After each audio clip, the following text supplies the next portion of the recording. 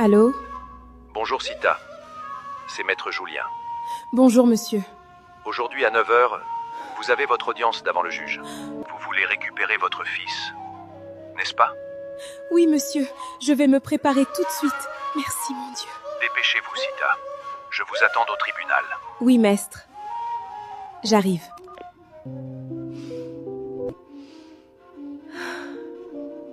Aujourd'hui,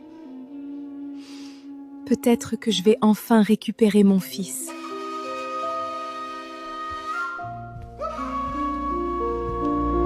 Il existe des appels qui changent une vie entière. Ce matin-là, Sita ne tient pas seulement un téléphone dans sa main, elle tient peu, être la dernière chance de retrouver son enfant. Derrière son uniforme de femme de ménage se cache une mère brisée, une femme qui nettoie les maisons des autres pendant que son propre cœur reste vide sans son fils. Aujourd'hui, elle ne prie plus pour elle-même, elle prie seulement pour redevenir une maman. Madame, si le juge me demandait où mon fils va vivre, qu'est-ce que je dois dire? Tu vas dire la vérité. Tu travailles chez nous, tu habites chez nous actuellement. Ton fils pourra rester avec nous le temps que tu reconstruises ta vie. Je vais tout faire pour récupérer mon fils. Dans cette voiture qui roule vers le tribunal, Sita transporte plus que son stress. Elle transporte la peur d'être jugée pour sa pauvreté, pour ses erreurs, pour ses blessures. Mais parfois, dans les moments les plus sombres, Dieu place sur notre route des personnes qui nous tendent la main. Sa patronne ne lui offre pas seulement un toit. Elle lui redonne un peu de dignité et l'espoir de croire encore en demain.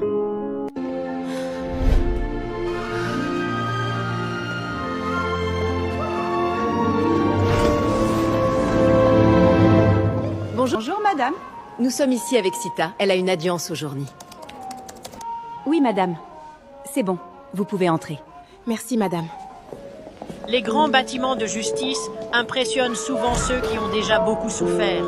Sita avance dans ce couloir avec le cœur tremblant, comme une femme qui marche entre la peur de perdre son enfant et l'espoir de le serrer encore dans ses bras. Dans cette salle, personne ne voit toutes les nuits où elle a pleuré seule.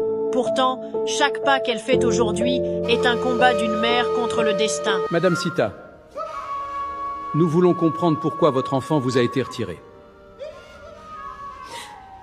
Les services sociaux disent que vous ne travaillez pas, vous dormez dans des hôtels avec votre enfant et vous aviez des difficultés pour le nourrir. Monsieur le juge, à ce moment-là, j'étais avec mon fiancé Abdoulaye.